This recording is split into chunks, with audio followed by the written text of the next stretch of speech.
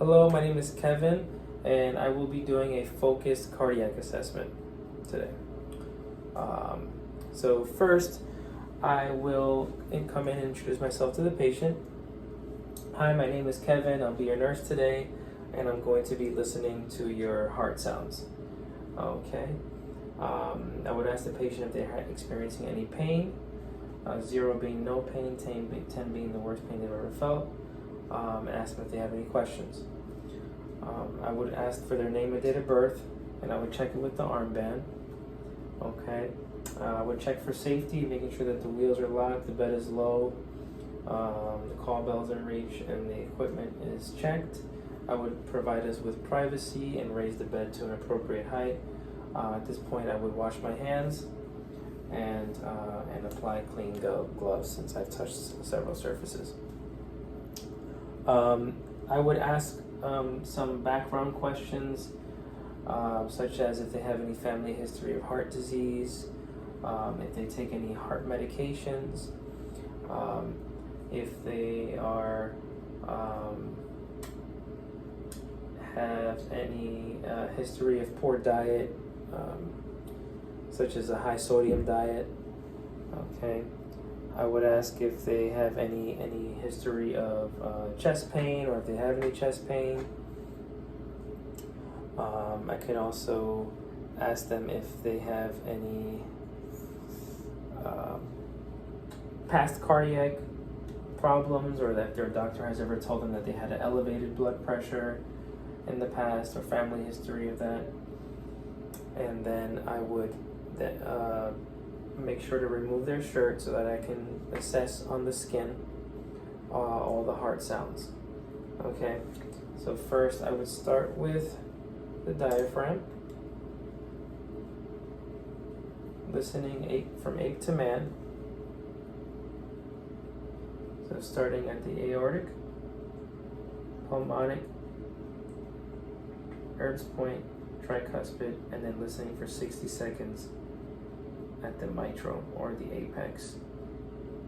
Okay, that's where you hear the loudest S1 sound.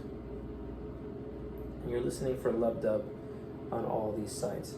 Then, while I'm at it, I will use my bell to listen to all the same spots: aortic, pulmonic, Erb's, tricuspid, mitral, or apex.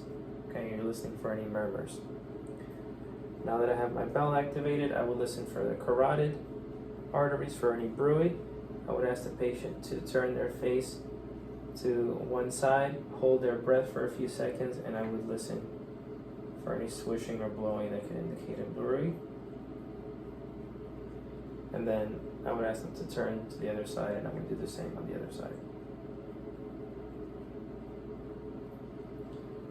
Okay. Then after I've listened to the carotids, I'm going to want to palpate them. So I would ask them to do the same thing, turn their head to one side, hold their breath, and I would palpate. Okay. And then the other side. You never want to do both at the same time. Okay, then after that, I want to assess for any edema. So I would check their arms, their legs, and for any swelling, I could indicate edema. And I would press down on any bony prominences, which are better places to find if there's any fluid buildup. Okay, such as the back of the hands or the shins. And then I would want to assess the pulses bilaterally. So I would start off with the brachial, then the radial, then the femoral, popliteal behind the knee, dorsalis pedis behind the foot,